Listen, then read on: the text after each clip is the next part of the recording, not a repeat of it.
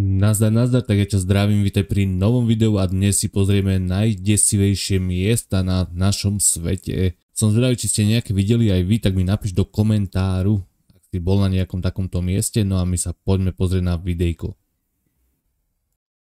Tak máme tu pripravené videjko od Infinity Fear.sk, prekliaté mesta vo svete, najdesivejšie miesta, záhady a legendy. No tak poďme sa na to pozrieť, čo nám tu si pripravil v tomto videjku. Prekliaté miesta vo svete. Čierny aniel z Oakland Cemetery, to je cintorín, nie? No tak ukáž sa. Oakland Cemetery. Na severe mesta Iowa City v štáte Iowa sa nachádza cintorín menom Oakland. Išli by ste tak večer na cintorín? My sme si pamätám ako deti na dušičky, keď si svietilo veľa sviečok na hroboch, tak sme, jak deti, malé deti, 10-ročné, sme chodili a sme si vylievali vosk zo sviečok na ruku a robili sme z nej takú z vosku rukavicu. Chápeš? Malé deti a tak v noci na cintorín. Pohodička. Cemetery. Ten je okrem iného známy v USA aj pre legendu o soche čierneho aniela. Tento konkrétny monument totiž podľa historiek disponuje naozaj zlovestnými silami a niektorí miestni veria, že je prekliatý. Čierny aniel predstavuje sochu, vysokú približne 2,5 metra, ktorá stojí nad hrobom rodiny Feldevertovcov. Najznámejší príbeh hovorí, že socha záhadným spôsobom zmenila farbu z oslnivej bronzovej na čiernu a akékoľvek pokusy o prinavrátenie pôvodnej farby boli doposiaľ neúspešné. Ale to môže byť moje prírodný jav, nie? Však časom zaoxidovala. Či? Vraví sa tiež, že aniel je dokonca každým rokom tmavší. Tejto zmene sa viaže hneď niekoľko historiek. Jedna verzia spomína, že matka rodiny, Teresa Feldevert, bola počas života zlou čarodenicou. Druhá verzia zas hovorí, že keď Terezu jej manžel pochoval, po smrti jej slúbil, že už nebude mať inú ženu. Tento sľub však dlho netrval a po jeho porušení sa monument následkom toho zmenil. Veríte, že existujú čarodenice? Ja som počul taký ten príbeh, že jak to bolo, no že jeden na dvore kosil trávu a stále chodila tam taká veľká žaba a kvakala. No on raz sa zobral a s tou kosou máchol po tej žabe a normálne jej polámal jej labky a na druhý deň tá taká stará babka, čo hovorili, že je čarodejnica, tak mala polámané obe ruky. No, to je real story. Diablova väža. Diablova väža. V nenápadnom meste menom Alpine v štáte New Jersey stojí jedna zvláštna pamiatka, takzvaná Diablova väža, ako monument miestni nazývajú, bola postavená v prvej polovici 20. storočia a patrila k sídlu Rio Vista, ktorú vlastnil Manuel Rionda. Ten ju nechal postaviť pre svoju manželku, čo však so sebou prinieslo tragédiu a údajne aj následné strašenie či dokonca kliatbu. Majiteľ pozemku Rionda dal monument postaviť pre svoju ženu Harriet, aby mala výhľad na New York ponad rieku Hudson. Miestna legenda následne spomína, že Harriet jedného večera vyšla hore, aby si obzrela okolie, keď zrazu neďaleko zbadala Manuela v intimnej chvíli s nejakou inou ženou. Tento pohľad na ňu bol taký ničivý, že sa v momente rozhodla z vrcholu veže skočiť. Po jej smrti sa jej manžel rozhodol, že všetky práce na veži sa skončia. Už vtedy sa povrávalo, že vo veži sa dejú podivné veci. Po smrti Manuela v roku 1943 mesto rozhodlo, že stavba bude zdemolovaná, no pri prácach vraj došlo k niekoľkým smrteľným nehodám. Robotníci z veže spadli, alebo sa im stala nejaká iná nepríjemná príhoda. A z tohoto dôvodu bola demolícia zastavená. Od tej doby, kedy monument od miestnych dostal vďaka svojej reputácii pomenovanie Diablova väža, sa historky začali doslova hrnúť.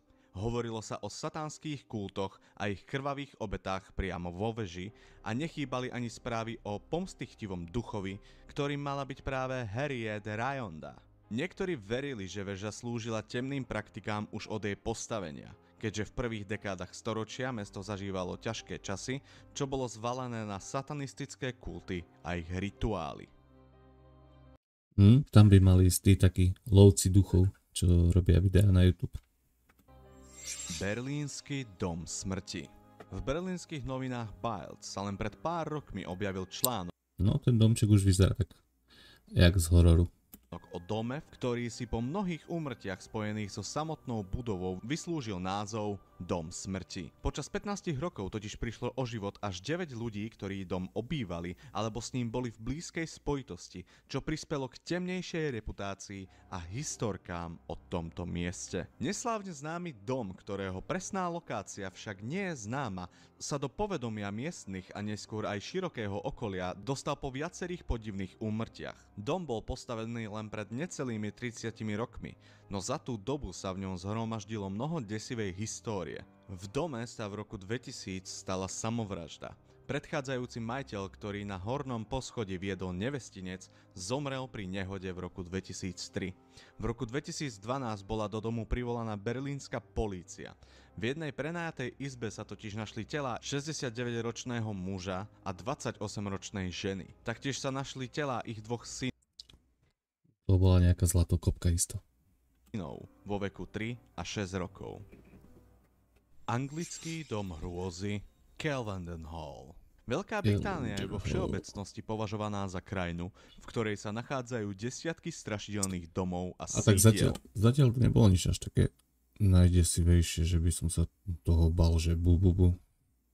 Nemusí sa však výhradne jednať o domy, kde strašia duchovia minulosti. Niekedy totiž stačí, že samotné miesto neustále obchádza nešťastie a smrť. Jedným z obydlí, ktoré pravidelne prinášalo svojim majiteľom nešťastie, bolo Kelvedon Hall. Tento zámok zo 16. storočia sa nachádza v Essexe asi 50 km od Londýna. Dom započal svoju púť nešťastia v roku 1934, kedy bol na krátku dobu premenený na kláštornú školu. Hneď v prvom... No, už to začína. Kláštor a desivé miesto. V roku, kedy budovu prevzali sestry rádu svätého Michala, došlo k mnohým nevysvetliteľným nehodám a požiarom. Prvé zomrelo dieťa, ktoré spadlo na ihrisku a dostalo otravu krvi. O niekoľko týždňov zomrela jedna žiačka na krvácanie do mozgu. Nešťastie potom pokračovalo aj v ďalších mesiacoch. V septembri sa v zámockom rybníku utopila jedna zo sestier a o 2 týždne zomrelo ďalšie dieťa na zápal plúc. Mníšky sa len modlili za to, aby ich smola opustila, no nešťastiu ešte nebolo koniec. A do dnešného dňa v tomto sídle zomrelo viac ako 50 ľudí. Fúha, tak to je akože dosť. Za podivných okolností. Mesto duchov.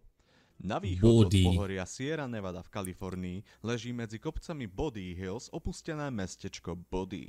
Dnes sa už jedná len o historickú Vyzerá, jak z toho filmu Hory majú oči. pamiatku, ktorú Že by tam takí ľudkovia žili. navštevujú ročne tisíce turistov. Mnohí z nich si však z tohto miesta odnesú aj niečo hrozivejšie, než len fotografie a suveníry. Istý muž z Nemecka hovoril o svojom strýkovi, ktorý mesto raz navštívil a odnesol si so sebou malú fľašu. Keď sa však vrátil domov, o 2 dní na to mal nehodu na diaľnici. Ďalšieho dňa zobral jeho syn fľašu do školy, aby ju ukázal spolužiakom, avšak na ceste domov mal aj on nehodu. Tentokrát na Prekliatá fľaša. bicykli. Iný návštevník, ktorý si vzal starý klinec, v liste z roku 1992 píše: Život pre mňa odvtedy ide dolu kopcom. Je možné, že všetky nepríjemné udalosti posledných 9 mesiacov sú len náhodami, no v prípade, že kliatba Body existuje, pre istotu klinec vraciam. Jeden známy príbeh o sile kliatby hovorí o 2 mladých dievčatách, ktoré si z Body odniesli kamienky, z ktorých si potom spravili náhrdelníky. Obe potom začali zažívať rôzne nešťastné príhody, ktoré však najprv nepripisovali kliatbe. Časom sa však veci začali zhoršovať. Na miestach, kde kamienky nosili, im koža zčervenala a bola zjavne podráždená. Pri jednej príležitosti si jedna z nich vyvrtla členok, práve keď na sebe mala svoj náhrdelník. Nešťastie ich neustále prenasledovalo a keď ich mesto zasiahlo zemetrasenie, rozhodli sa obe, že náhrdelníky s kameňmi vrátia späť do Body. No, myslíte, že existujú také kliatby a také? Čo ja viem, či tomu verím, ale ako som vravil vám ten príbeh s tou čarodenicou, tak ono niečo také môže byť. No neviem, každopádne, ak máš niečo ty také, čo si počul alebo si sám zažil, napíš kľudne do komentáru a radi si to spolu prečítame. No a sa s tebou lúčime a vidíme sa pri ďalšom videu, tak ale nezabudni dať lajčik, odber a ten komentár. Čau, čau.